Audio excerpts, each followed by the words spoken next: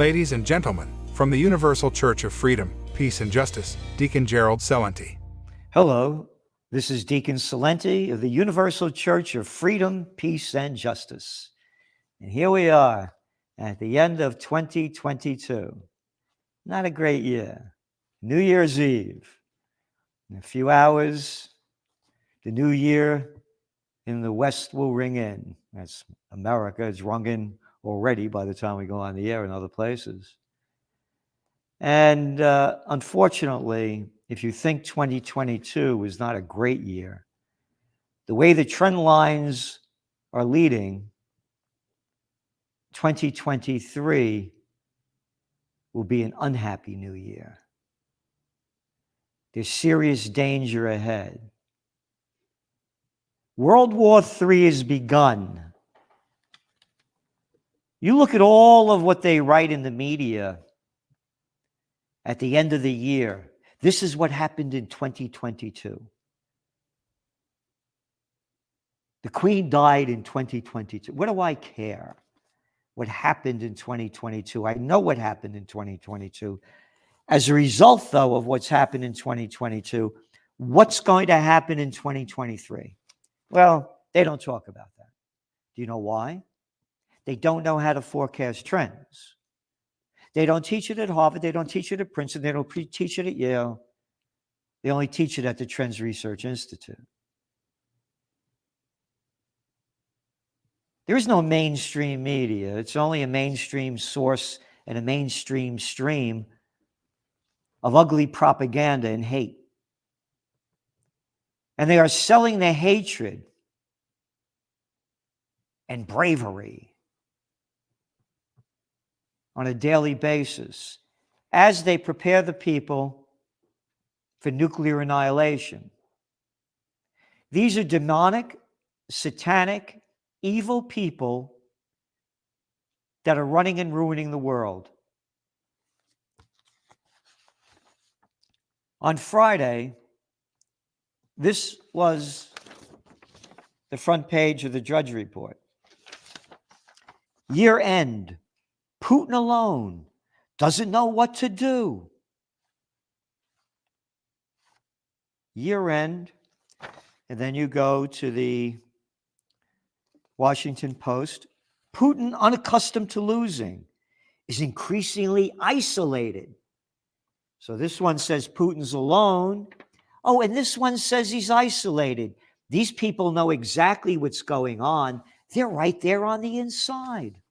Oh, no, I forgot.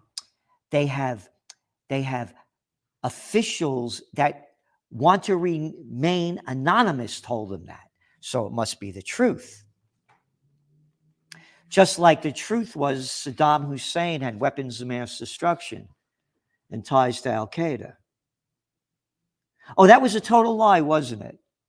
And Phil Giraldi, former top CIA agent, who was a speaker at our Peace and Freedom rally here in Kingston, New York, on July 23rd, 2022,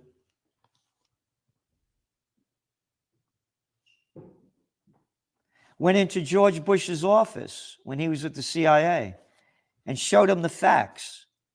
There were no weapons of mass destruction and ties to Al-Qaeda. And you know what Bush did? Little George Bush? He told Phil Giraldi to leave. And Phil Giraldi left. And he also left the CIA because he's a real man of honor and dignity. And that's not the America that he believed in. The America that he believed in was the America founded by our founding fathers. The America that is ruled not by the rulers in charge, but by the Bill of Rights and the Constitution. Gone. Gone. But yet they do this to Putin when they let a George Bush isolated after losing the Iraq War, but instead with the sideshow of him landing on an aircraft carrier, mission accomplished. Oh, how the media builds that up in such a positive way. Oh, and then Obama, the Nobel Peace Prize winner, who lied his way into the presidency by saying he was a peace candidate, kept the Iraq War going. Troop surge in Afghanistan to kill more people. Media doesn't write about that.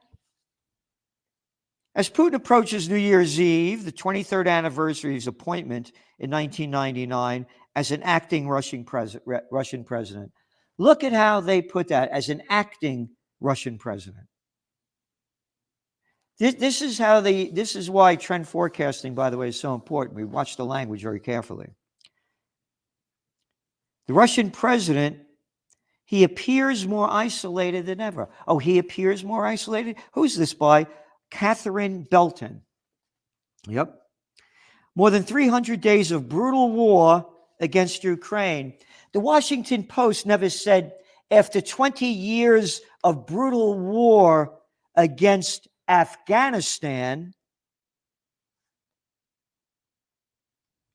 by America, no, it's only 300 days of brutal war against Ukraine have blown up decades of Russian carefully cultivated economic relations with the West. There's no carefully cultivated economic conditions with the West. They've been putting on, you go back to when the United States began the Ukraine war with the overthrow of the democratically elected government of Viktor Yanukovych in 2014. President Obama put sanctions on Russia. I'm just reading this to you to show you the propaganda that rules. And by selling the people this hatred and the United States go to war against Russia, well, we're fighting against those crummy commies. Russia carefully cultivated economic relations with the West, turning the country into a pariah because he went to war at Ukraine. So they're a pariah now. America wasn't a pariah for killing, they estimate about 1 million Iraqis. American wasn't a pariah for killing, several 100,000 Afghanistan people and destroying Fallujah. How about Aleppo over in Syria? And on and on and on. That's fine.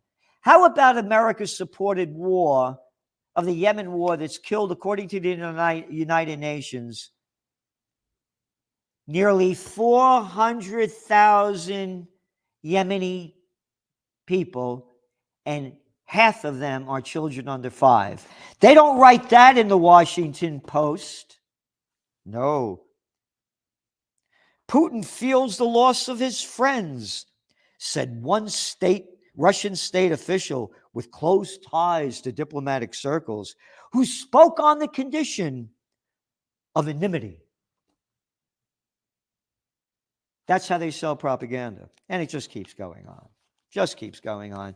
Terrible, terrible, terrible, terrible. And then they quote this Titania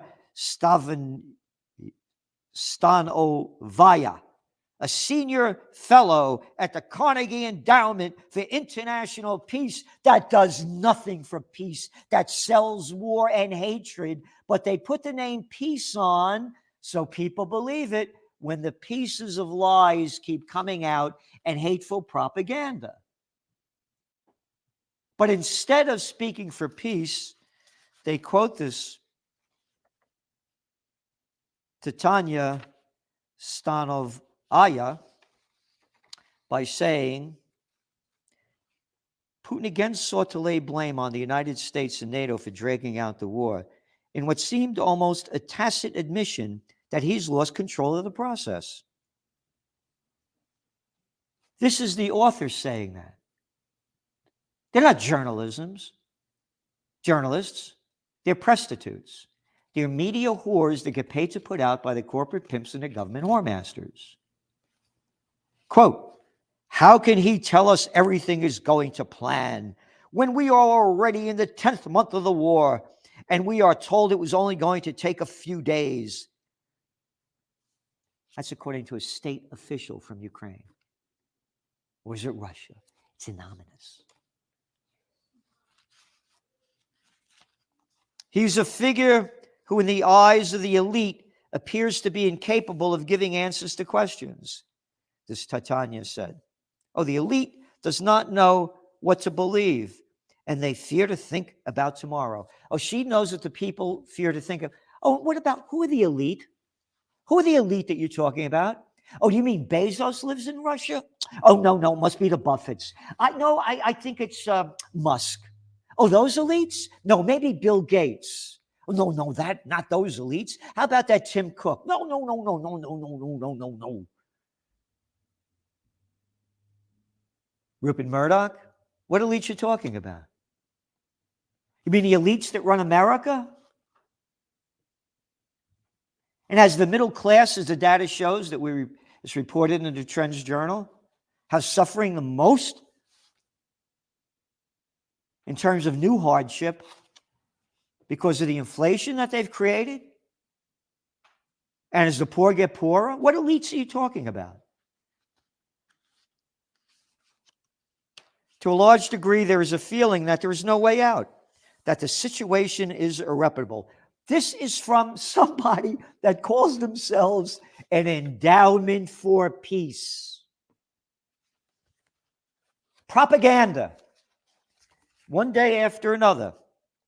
Senseless barbarianism. Russia pummels Ukraine power and water sectors.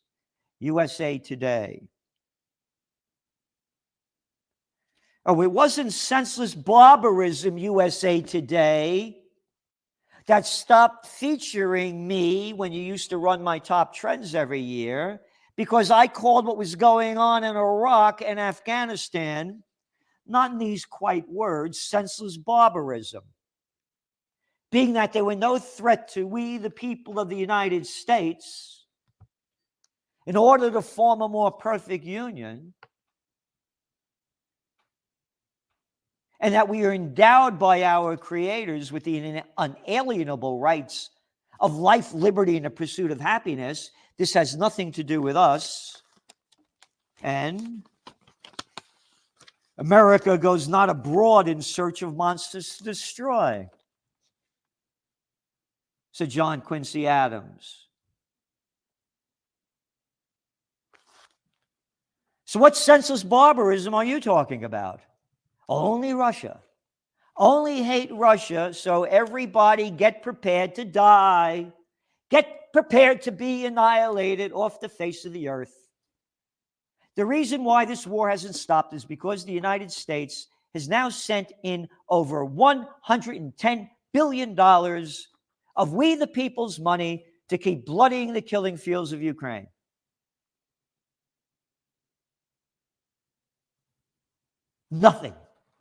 Nothing about peace as we go into the new year, as we celebrate the birth of the Prince of Peace. Not a word about peace. And again, regardless of the religion you believe in, if your God believes in war, you are not a member of the Universal Church of Freedom, Peace, and Justice. If your God believes in life on earth, goodwill to all, then you're a member of the Universal Church of Freedom, Peace, and Justice. If you believe in life, liberty, and the pursuit of happiness, you are a member of the Universal Church of Freedom, Peace, and Justice. If you believe that you have the right to go into other countries and kill people who've done nothing to you and are no threat to you, you are not a member of the Universal Church of Freedom, Peace, and Justice. Maybe you belong to one of the political parties, because that's all they do is take our money and kill people with more war.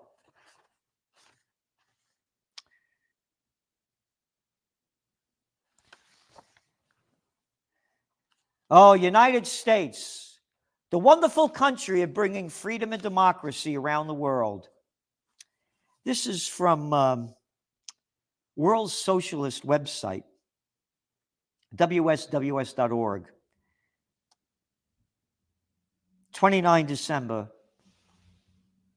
2022. 50 years since the U.S. Christmas bombing of North Korea. 50 years ago, in the last weeks of December 1972, the United States military carried out one of the most brutal and barbaric attacks on a civilian population in history.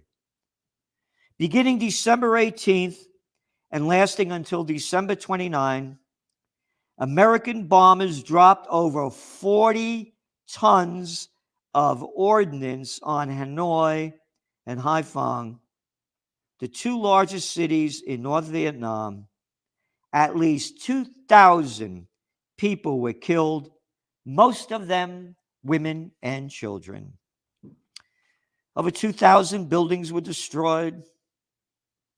In one of the most heavily bombed areas, one street in Hanoi, 287 people were killed in just one night. Almost all were women and children.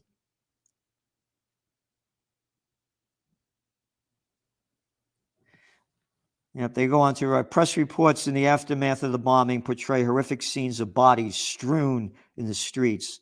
Survivors report of the even years later that they remember the smell of their neighbors' bodies burning. In the aftermath, the Northern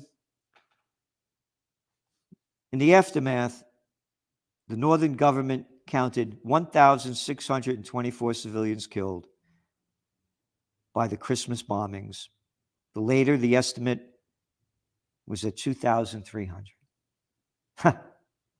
What hypocrisy, America. This is not my America. I'm an American, a true American, not a traitor. The people that are sending us to war in a country that is no threat to us, this is a conflict been going on between the Ukrainians and the Russians that's up to them to solve. This is not in the American spirit. This is not what George Washington, our first president of the United States, said for us to do. He said not to get involved in these foreign entanglements because they've been going on for centuries. And we're not going to fix them. They have to fix them themselves. I read last week the statement from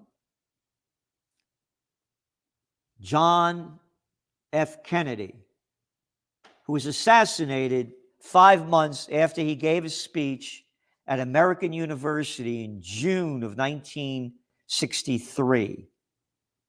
And it was all about peace. And he closed with, the United States, as the world knows, will never start a war. We do not want a war. We do not expect a war. This generation of Americans has had already enough, more than enough, of war and hate and oppression. We shall be prepared if others wish it. We shall be alert to try to stop it. And as a close combat practitioner, I am fully aware of that. I am prepared if others wish it. And I will be alert and try to stop it. He goes on to say, but we shall also do our part to build a world of peace, where the weak are safe and the strong are just. We are not helpless before that task or hopeless of its success. Confident and unafraid, we labor on, not toward a strategy of annihilation, but toward a strategy of peace. Thanks. That's how he ended it. He wasn't confident. He was confident. John F. Kennedy was confident and unafraid to promote peace. And he paid for it with his life. Again, no one is speaking of peace. Against all odds, Ukraine didn't fall, Zelensky says in a historic address to U.S. Congress. That was a few weeks ago. The war is at a stalemate, Ukraine's intelligence chief says. The war is not at a stalemate. Ukraine is losing. I am totally opposed to the war. Totally understand why it happened. Russia controls nearly 20% of Ukraine that they did not have before the war began. So how could you say they're losing? Over 70% of Ukraine's infrastructure has been destroyed. How can you say that the Russians are losing? How much of Russia's infrastructure has been destroyed? And then, in wrapping up, there's a lot more, but Netanyahu seals coalition deals for far-right allies. This is from the Wall Street Journal. And what they're saying is things like the right-wing religious Zionism party won Mr. Netanyahu's approval for a law that will enable businesses to refuse customers who violate their religious beliefs. You are only allowed to believe in one religion. But they say they're the chosen people. The God I believe in believes that all men are created equal. And women. They're calling it a far-right coalition. The media is. The president of Israel, Isaac Herzog, said he was, quote, very worried and disturbed by the racist statements heard in recent days. Yep, against the LGBTQs and on, and one after another.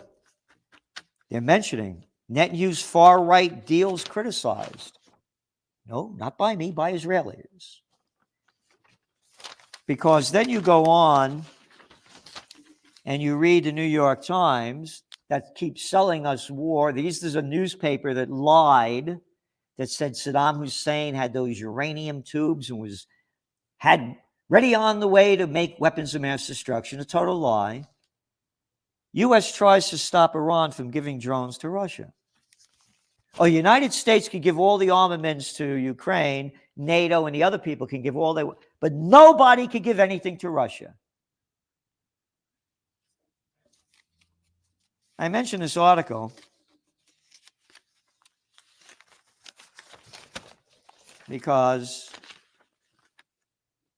U.S. tries to stop Iran from giving drones to Russia at critical time, and you read through it.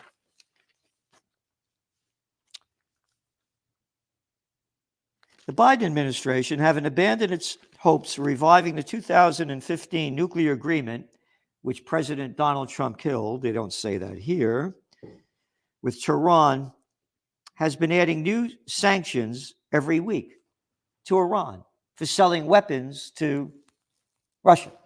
And again, Iran, they've been putting sanctions on it for decades.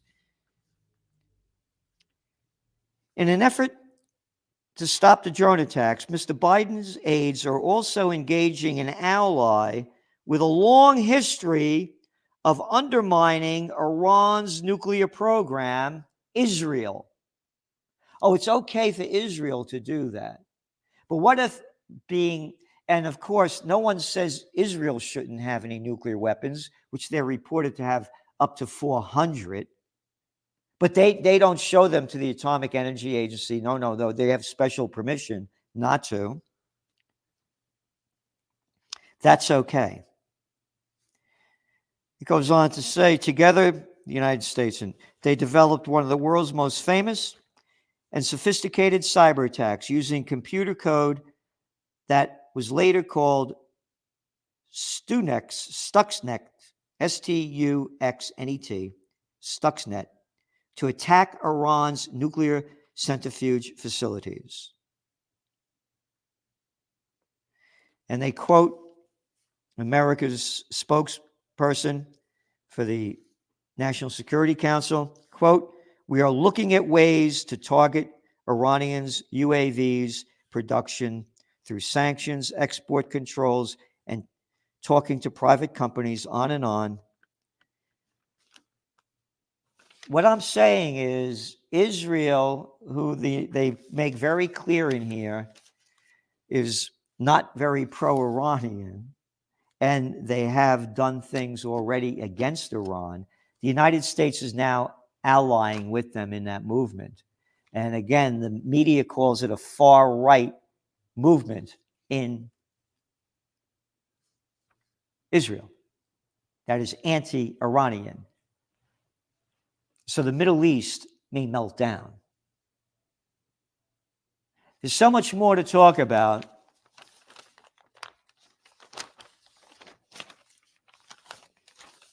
As we go into the new year, it won't be a happy new year if we don't change the trend shaping the future. Economically, people are suffering. Inflation, prices of eggs have gone up nearly 50%. The wages went up 4.2%, but inflation's at 7.1%. Energy prices are going back up. We are headed for one of the most dangerous socioeconomic and geopolitical times in history of the world. If we permit the demons, the satanic evil people, to keep killing people and stealing our money to do it, and doing next to nothing to bring back peace and prosperity, it'll be the end of life on earth. I'm going to do everything I can this year to make a global peace movement happen. But I can't do it without you. And without you and your friends. And without you and your friends' friends. And without you and your friends' friends. Husbands, wives, daughters, aunts, uncles, and everybody else. Everybody has to join in. And we could defeat them. You know why? Because there are many more of us that want life, liberty, and the pursuit of happiness than the political demonic class that wants war and the media that sells fear and hatred. United we stand, divided we die. We can win. We can win. So please do what you can to donate to the Universal Church of Freedom, Peace, and Justice, freedompeacejustice.com, freedompeacejustice.com, and please tell everybody. Get them on board. Again, we're totally against the war that Russia started. I shouldn't say Russia started, Russia reacted to.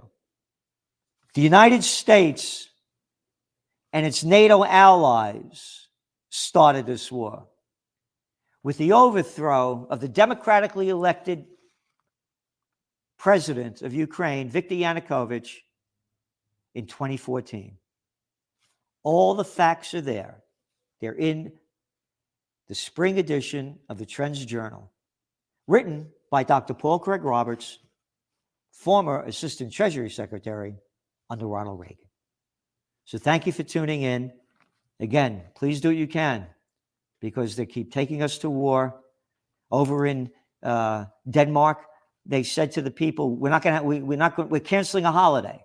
We're canceling a holiday, so you have to go to work and go shopping so we can get more tax money so we can build our military. I'm not making that up.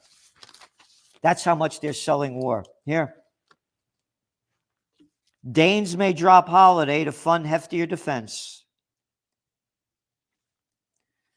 Prime Minister Mette Frederiksen of Denmark has proposed ending, you know what they're ending? The Great Prayer Day. Ending a prayer day to give more money for more weapons. Evil and demonic? Think for yourself. Amen and amen.